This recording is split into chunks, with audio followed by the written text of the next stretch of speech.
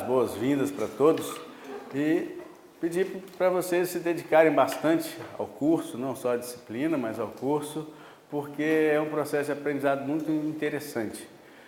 Mas eu costumo falar o seguinte, não passam por decurso de prazo, né? Não é porque o tempo está fluindo que haverá necessariamente a aprovação. Tem que ter dedicação, né? Então tem que estar na plataforma, tem que estar lendo os textos, né? Se vocês não lerem os textos, vocês vão ter dificuldade na reflexão teórica sobre os conteúdos como um todo. E para quem não está acostumado com o curso, que tem uma parte significativa na plataforma, à distância, isso dá uma falsa ideia de que a gente tem mais liberdade para poder estudar na hora que quer, do jeito que quer, né? E isso não é bem verdade, porque isso exige maior comprometimento, isso exige maior método, isso exige uma organização do tempo muito maior do que daquelas pessoas que sabem, o dia tal, tantas horas, eu tenho que estar na sala de aula, presente ali fisicamente. Então, não se deixem perder. Se vocês não se organizarem, vai chegar aí 1 mês, 2 meses, vai criando um desânimo, que depois para pegar de novo é mais complicado. Então, tentem pegar essa motivação de início do curso e se organizarem, ter o dia, o horário, que vocês sabem que tem maior disponibilidade para isso, para poder chegar a ler os textos, né? Fazer uma reflexão, fazer as anotações, para depois fazer as atividades na plataforma. Se deixarem acumular, aí lá na frente vira uma bomba. Então, a minha orientação inicial é essa, né? Usufruam do curso, das asas, dos professores, mas dediquem-se bastante. Não é porque é um mestrado profissional que a gente só tem reflexões práticas. Não, a gente tem que ter reflexões teóricas para que a gente possa saber fazer as intervenções práticas. Então, a parte teórica é fundamental. E é um curso que tem um monte de disciplinas de um monte de áreas diferentes. E essas disciplinas, às vezes, não são afetas à formação de cada um de vocês. Então, é aí que tem que se dedicar mais ainda. Aquelas que você já tem uma afinidade, é mais fácil pegar lá na frente. Então, por exemplo, eu vou falar um pouco sobre concepção de Estado, concepção de Constituição, do ponto de vista jurídico. É possível que não tenha ninguém que tenha formação em Direito. Então, aí, talvez seja mais chato, talvez seja mais difícil.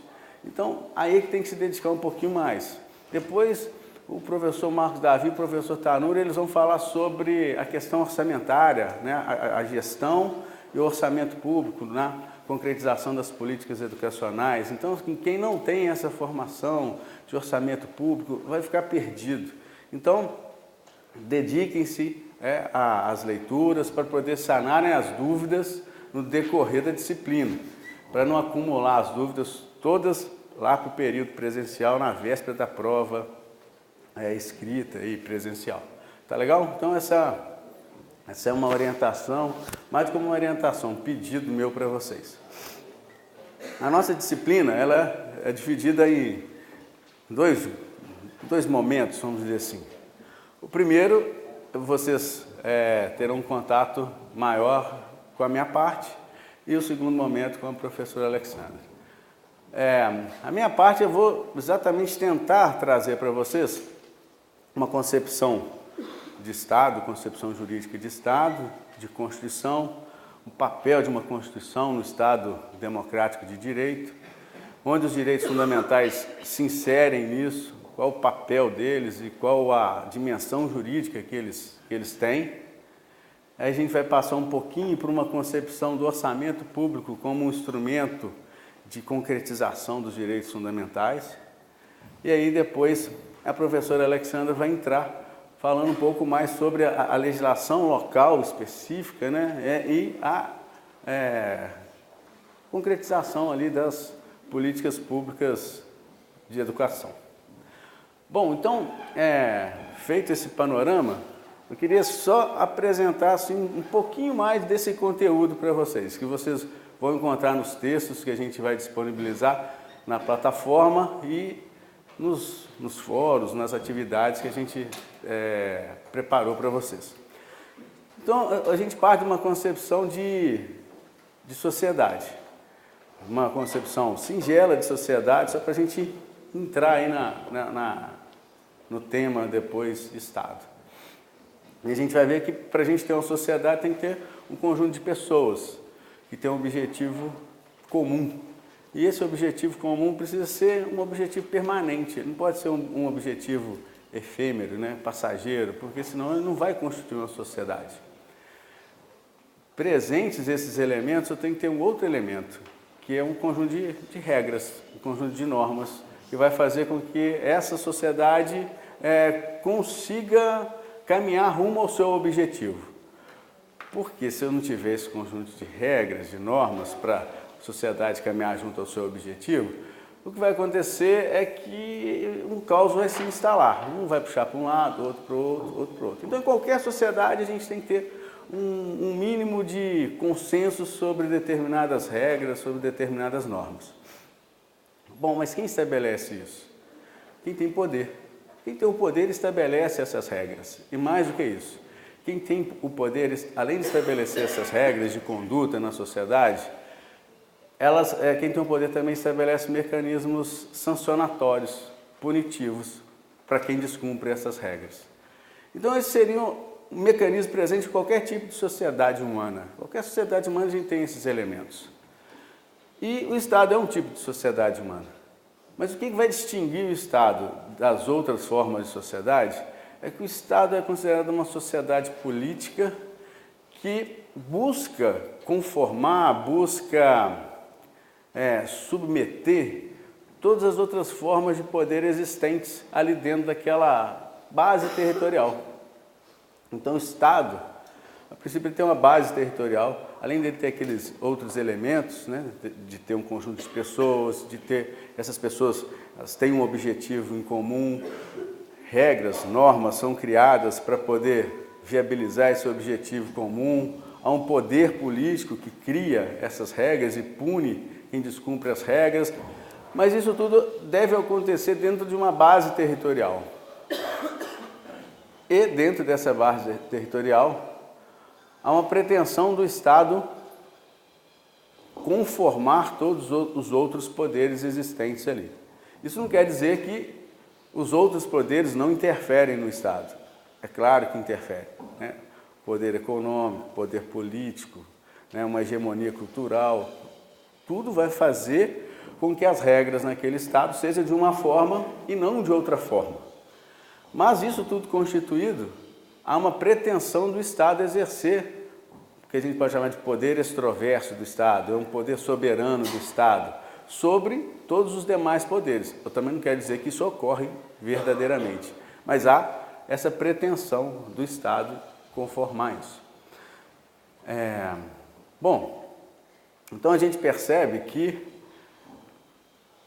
essas regras estabelecidas pelo Estado é que vão coordenar o funcionamento dos diversos poderes existentes ali nessa base territorial e estabelecer o que é correto e o que não é correto na conduta dos indivíduos, dos seres humanos.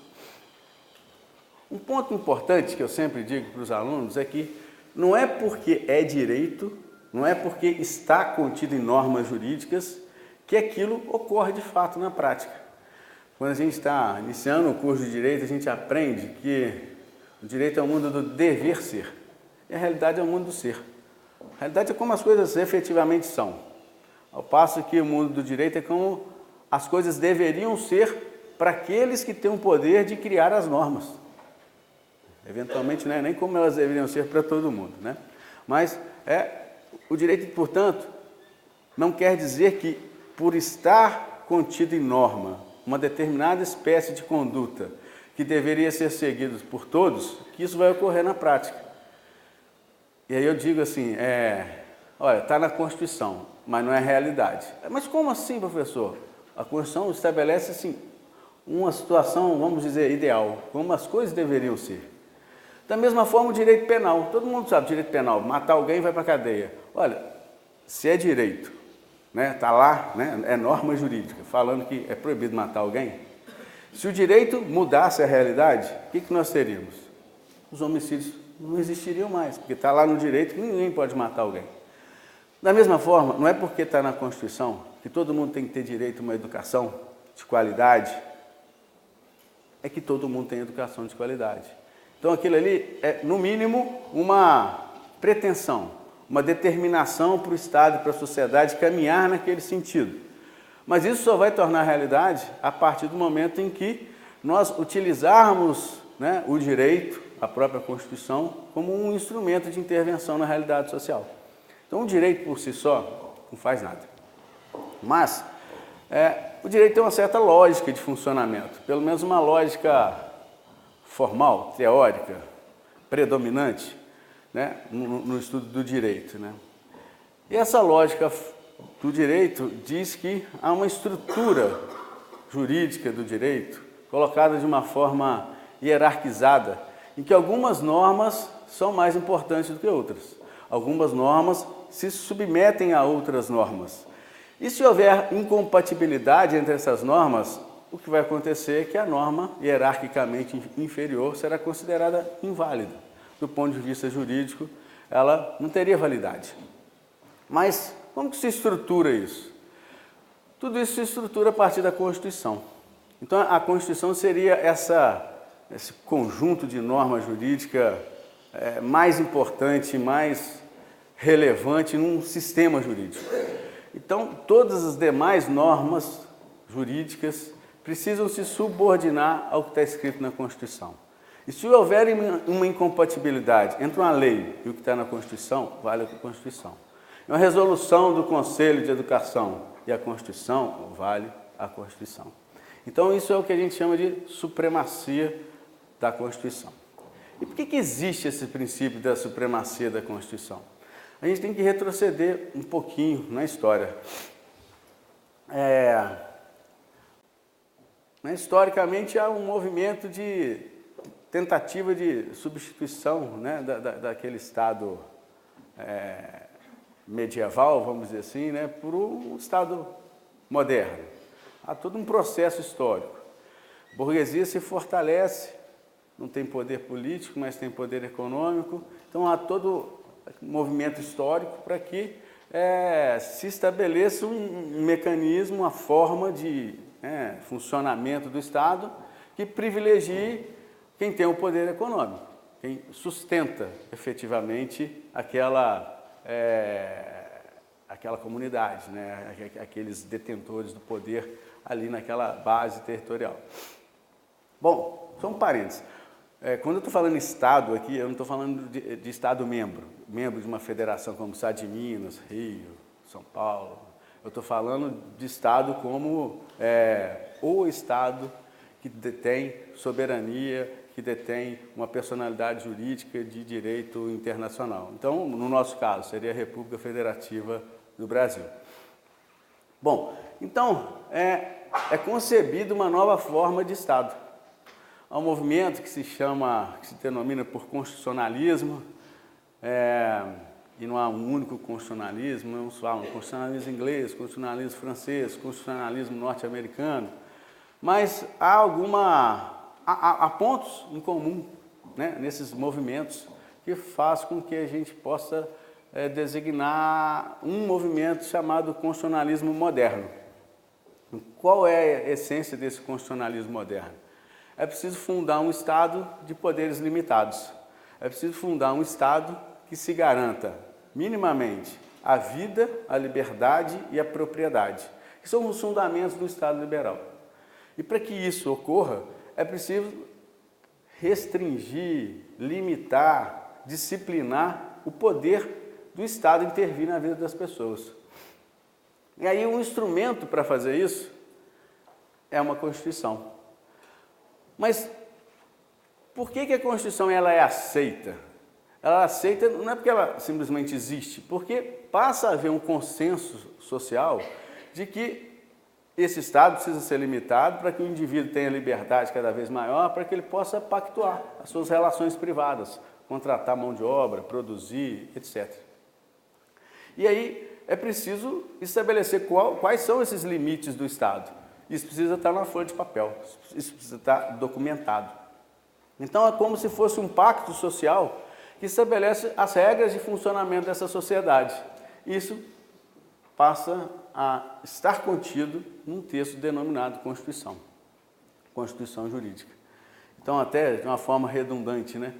A partir desse movimento, né, o constitucionalismo, a gente pode falar que a Constituição constitui o Estado, por isso que eu falei a redundância, né? Então, a Constituição Jurídica, ela dá, do ponto de vista formal, não estou falando do ponto de vista substantivo, mas do ponto de vista formal, jurídico formal, é a Constituição que é o atestado de nascimento do Estado e define o perfil de um Estado.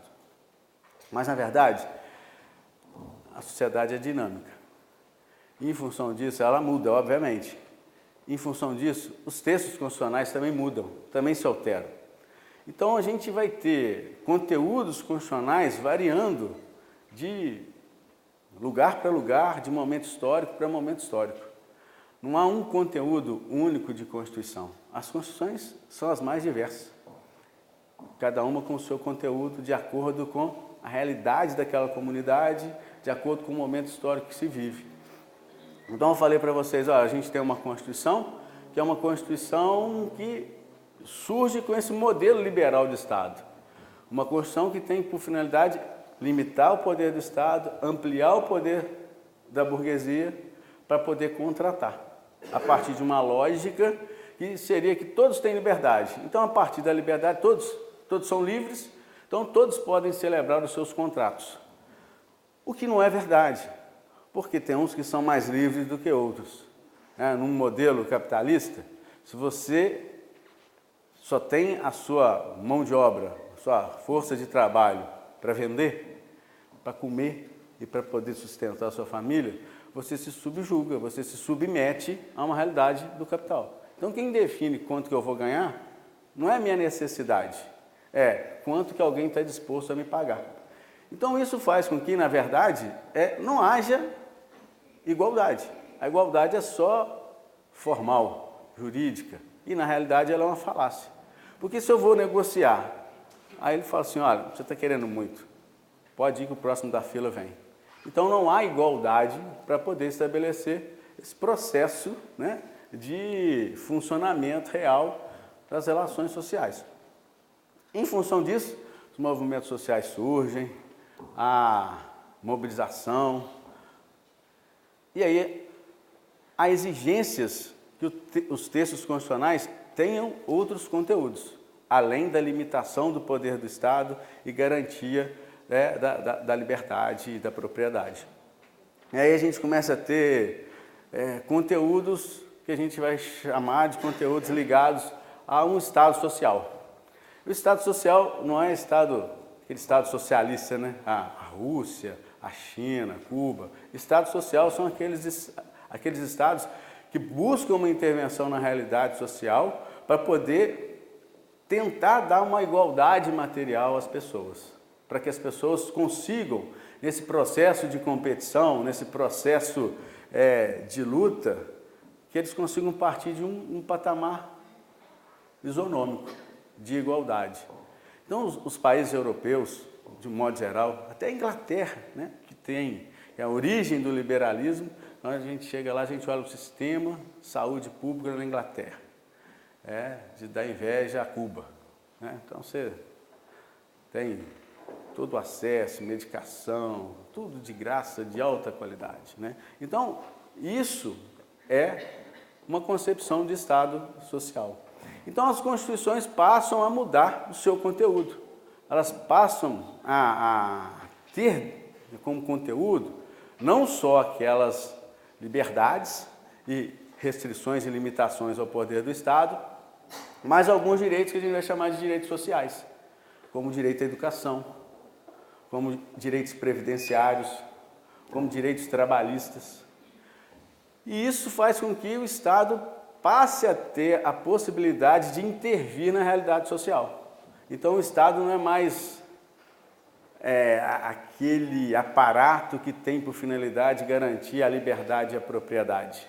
O Estado continua tendo que fazer isso, mas ele tem uma outra dimensão também, que é a necessidade de garantir ponto de partida mais isonômico nas competições entre as pessoas. Então ele precisa viabilizar, prestar os chamados direitos sociais, que alguns vão chamar de direitos fundamentais prestacionais, exatamente porque, ao contrário dos direitos de liberdade, que eu preciso que o Estado não intervenha para que eu tenha liberdade, os direitos sociais eles precisam de uma intervenção do Estado ou de terceiros para que isso se transforme numa realidade. Então, daí, alguns falarem em direitos fundamentais prestacionais. Bom, então, com isso, a gente tem assim, uma mudança de conteúdo das Constituições. As Constituições se alargam, elas ficam mais prolixas, mais complexas, né? Mas o fato é que uma Constituição é boa ou má se ela tem o mínimo de consonância com a realidade social. A Constituição é boa ou má se ela tem legitimidade política. Esse é um fundamento para que a Constituição consiga se impor a essa sociedade. Porque não há nada que obrigue as pessoas a cumprir ou não a Constituição.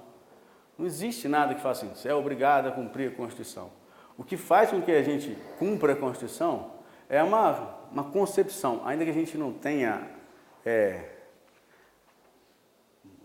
raciocinado sobre isso, mas o que faz com que a gente cumpra uma Constituição é a convicção de que, olha, para essa sociedade funcionar mais ou menos, eu tenho que limitar o poder do Estado, eu tenho que criar regras de funcionamento do Estado, eu tenho que estabelecer quais são os fundamentos desse Estado, eu tenho que saber quais são os órgãos desse Estado.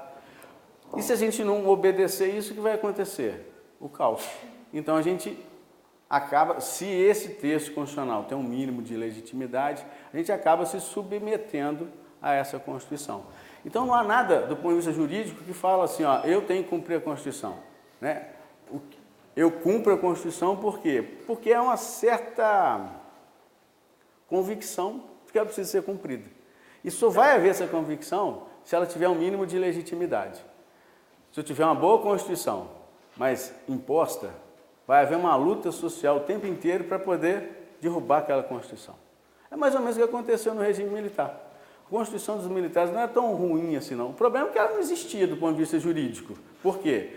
Nem quem era o detentor dos poderes, uma elite econômica, civil, aliada a uma elite militar, obedecia aquilo. Por quê? Aquilo era para inglês ver, né? Há uma concepção de assim, um Estado, para ser democrático, ele tem que partir de uma Constituição.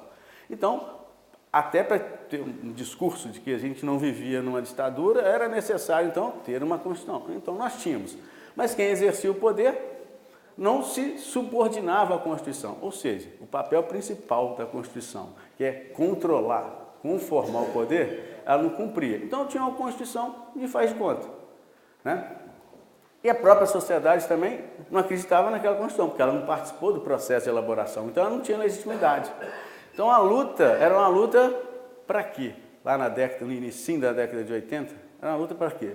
Para uma nova Constituinte, para se criar uma nova Constituição, para que as pessoas pudessem acreditar, vamos dizer assim, entre aspas, numa bondade intrínseca daquela Constituição e que ela pudesse realmente regular os órgãos do Estado e ser responsável por prestar os direitos fundamentais aos cidadãos.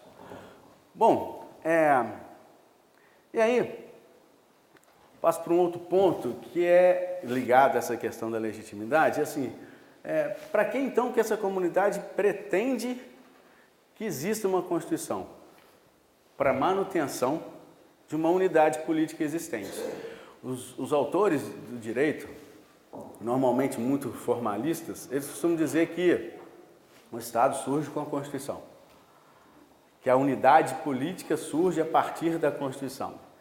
E, na verdade, não é isso. Porque, assim, ao contrário, exatamente porque já há uma unidade política, é que as pessoas estabelecem uma Constituição para que elas possam se perpetuar nessa unidade política. Então, o grande objetivo de uma Constituição é manter uma unidade política existente, uma base territorial. Porque no momento da criação da Constituição, há essa unidade política.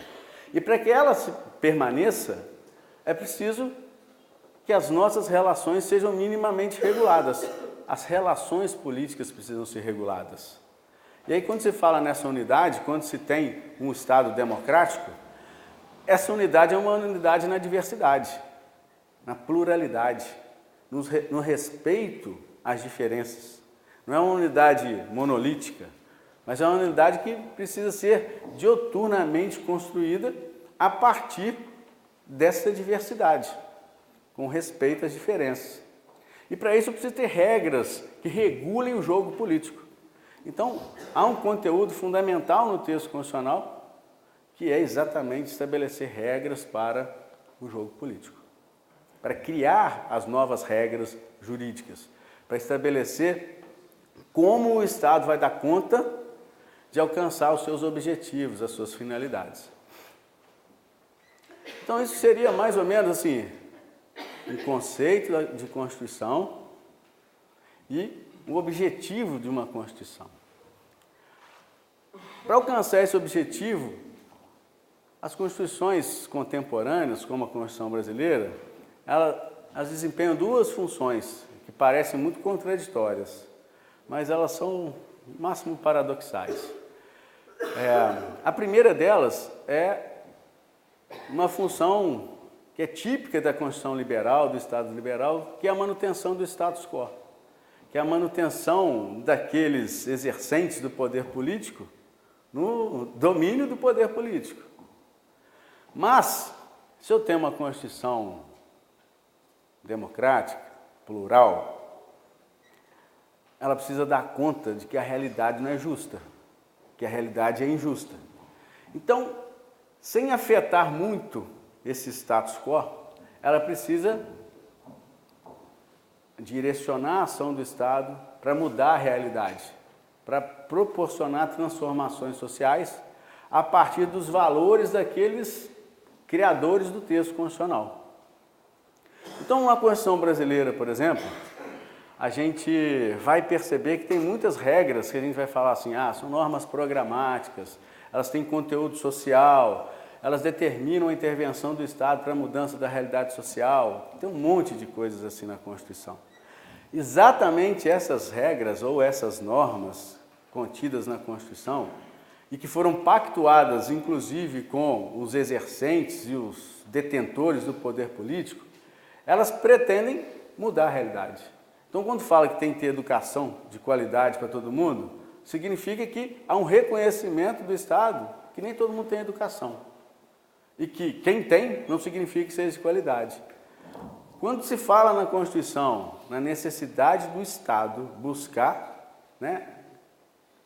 se não eliminar, pelo menos atenuar as desigualdades sociais e regionais, há um reconhecimento dessa elite que construiu essa Constituição, que a nossa realidade é injusta, é desigual. E o Estado precisa intervir nessa realidade para mudar esse quadro. Então, tem essa função, a Constituição tem essas duas funções de manter o status quo. O que eu queria dizer com isso? Olha, que as regras, que as transformações definidas pelas normas constitucionais se deem de acordo com alguma previsibilidade. Que não se tenha uma convulsão social para que as transformações sociais possam ocorrer. Mas a Constituição ela não pode ser simplesmente um instrumento de manutenção do poder em quem já tem o poder. A Constituição ela precisa ser trabalhada e aplicada no dia a dia para que essas transformações ocorram. Bom, e aí a gente vai perceber, portanto, que a gente tem direitos fundamentais que são heterogêneos. A gente vai ter direitos fundamentais, os direitos fundamentais clássicos ligados ao Estado liberal, cuja ação do Estado para promovê-los, na verdade, é se omitir. Porque quanto mais o Estado se omitir, maior é a minha liberdade. Mas isso não quer dizer que o Estado não gaste muito recurso para isso. Eu costumo dizer que, do ponto de vista do orçamento público, se gasta infinitamente mais dinheiro para garantir a propriedade privada do que para garantir a educação. Todo o aparato judicial, policial, todo ele foi constituído, construído para garantir a propriedade. O custo do judiciário é altíssimo. O funcionamento do judiciário é essencialmente para garantir propriedade privada. Então, há um custo do Estado enorme, muito mais alto do que para garantir direitos sociais, para garantir propriedade privada. Outra coisa é a fruição da liberdade, da propriedade privada, ela não demanda a ação do Estado. Para a garantia da minha liberdade, da minha propriedade, eu preciso de rios de dinheiro. Já os direitos sociais é diferente. Os direitos sociais, para eles serem fruídos, em especial os direitos prestacionais do Estado, como saúde, educação, previdência, assistência social, proteção do meio ambiente, né, proteção já sai dos direitos sociais, a gente vai chamar de direitos difusos, mas também precisa de uma ação forte do Estado. Mas isso tudo precisa que o Estado intervenha, aporte recursos financeiros, elabore uma política pública de intervenção ali naquela realidade, portanto, demanda dinheiro. Eu preciso de ação do Estado e que o Estado aporte dinheiro para poder efetivamente realizar. É diferente dos direitos fundamentais clássicos de primeira geração do Estado liberal. Então, a gente precisa buscar concretizar esses direitos a partir de uma compreensão da Constituição como sendo um instrumento na nossa realidade política. Se a gente acha que está na Constituição aquilo vai se tornar uma realidade, é um grande equívoco. Mas então para que serve a Constituição? Um instrumento de luta. A Constituição pode ser um instrumento de luta, do ponto de vista jurídico, formal, para a gente poder não só reivindicar, mas para a gente poder implementar os direitos sociais. Porque os direitos fundamentais não têm todos uma auto-aplicabilidade, não são todos eles auto-aplicáveis. Porque está na Constituição, é assim. Não, esses direitos, às vezes, eles têm uma aplicabilidade diferida, dependente de outras ações, seja uma outra ação normativa do Estado, regulando alguma coisa, seja uma ação material, administrativa, de fazer algo, uma obra, contratar professor, pagar energia elétrica. Então, a gente tem uma dimensão de direitos fundamentais que é diferente, um conjunto de outro conjunto, mas que precisam conviver. E no nosso caso, dos direitos sociais, prestacionais, como direito à educação, a Constituição tem que ser um grande aliado, tem que ser um grande instrumento de intervenção. E como a gente pode fazer isso? De várias maneiras, não só sendo criativos e usando esse texto, mas inclusive analisando o que a Constituição diz e o que diz aquela resolução lá do Conselho de Educação. É compatível com o que está na Constituição? O que diz a lei? Porque se a lei, é lei, mas é incompatível com a Constituição, então não tem a possibilidade de vingar enquanto um texto normativo, devido a essa noção de supremacia da Constituição, que decorre exatamente de um processo democrático de elaboração dela, porque é ela que define quais são os outros atos normativos que podem existir no Estado e qual o conteúdo que esses atos normativos podem ter ou não e quem pode criar cada um desses atos normativos. Então, para eu saber se eu tenho que me curvar a um decreto, a uma portaria, a uma resolução, eu tenho que saber quem fez.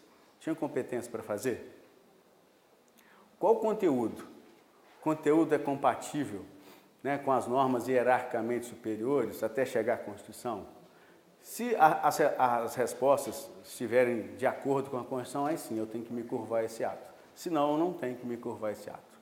Bom, e nesse processo de concretização dos direitos fundamentais a partir da Constituição, o Constituinte estabeleceu um modelo de Estado bem típico para o Brasil, que é um federalismo cooperativo e um federalismo em que os municípios têm autonomia política e administrativa. Eu costumo dizer que isso é mais ou menos, que isso é quase que uma história da carochinha, Chapeuzinho Vermelho. Por quê? Porque, de fato, as nossas unidades federadas não têm autonomia financeira. porque o grosso do recurso é centralizado na União. Então há aquela dependência financeira, né, em especial dos municípios, a repasses do governo federal. Então, essa questão de autonomia municipal, ela fica muito comprometida. Sem contar que dos 5.000 e tantos municípios brasileiros, quase 70%, 69, não sei quantos por cento dos municípios, tem menos de 20 mil habitantes. Isso significa, lá para o interior afora, que há pouca mão de obra qualificada para poder gestar uma política pública. Então acaba o que é feito ali nos municípios é reprodução do que vem de cima. Então a gente não tem efetivamente um federalismo, porque nos falta qualificação lá no município e falta dinheiro para o município, né, não só elaborar a sua política pública, mas aplicar aquela política pública também. Mas essa noção de federalismo que a gente tem, a noção de federalismo cooperativo, em que um ente político ajuda o outro, faz com que cada um tenha lá as suas atribuições, as suas competências, né? A União tem as suas atribuições, os estados membros têm as suas atribuições, os municípios têm as suas atribuições. E a gente tem que ficar atento para a gente perceber se um não está invadindo a esfera de competência do outro. Porque aquela lógica de que assim, vem da União, está em primeiro lugar, depois vem do Estado em segundo e do município em terceiro. Isso não existe do ponto de vista jurídico. Do ponto de vista jurídico, eu tenho que identificar o seguinte, ó, a União tem competência para fazer isso? Ah, não, isso é competência do município. Mas a União fez, então não vale. Há uma incompatibilidade entre o que o município fez e o que a União fez. Então, da União que vale? Não, eu tenho que saber quem tinha competência. Competência é atribuição constitucional para fazer aquilo. Não tem que ir lá na Constituição verificar. Ah, não, isso era competência do município. Então, a União invadiu a esfera de autonomia municipal. Então, aquilo que a União fez é que não vale. Da mesma forma, Estado e município. Não é porque vem do Estado que a secretária de Educação do município tem que abaixar a cabeça e cumprir. Ela tem que verificar assim, pô, será que ela não está invadindo a minha esfera de autonomia, de liberdade, para configurar aqui a minha intervenção pedagógica na realidade municipal? Se tiver, um abraço para o que o Estado está determinando, porque há liberdade constitucional para que o município faça isso, né? E, além desses elementos que constituem o Estado brasileiro, em cada um deles, né, em cada unidade federativa, a gente vai ter também uma divisão orgânica de atribuições. E aí esses órgãos eles precisam trabalhar de forma, não só um fiscalizando o outro, um controlando o outro, mas fundamentalmente de forma cooperativa. A Câmara Municipal, a função precípua dela é fiscalizar o Executivo. Se o Executivo está fazendo a coisa certa ou não. Se ele está gastando o dinheiro certo ou não. Lamentavelmente, essa não é a nossa regra. A regra é a Câmara Municipal é subserviente ao prefeito, faz tudo que o prefeito quer e arruma, vou capinar ali porque o fulano pediu, vão fazer ali uma ponte porque a pinguela caiu. Mas a função fiscalizatória do Legislativo é amesquinhada pelo próprio Legislativo, né? Mas, se o Legislativo cooperar no processo, né, de elaboração das políticas públicas, fortalecer os conselhos municipais, controlar o Executivo, as coisas podem funcionar melhor. Cada um no seu âmbito de competência. Às vezes a gente vê assim, não, porque a Câmara Municipal criou um centro de informática. Isso é um absurdo. A Câmara Municipal não tem essa competência. Ela está jogando dinheiro fora e fazendo campanha para os vereadores que criaram aquele centro de informática. Isso é função administrativa. A prefeitura tem que fazer. Agora, os vereadores podem exigir do prefeito fazer isso. Mas a Câmara Municipal não pode ter orçamento para criar centro de informática.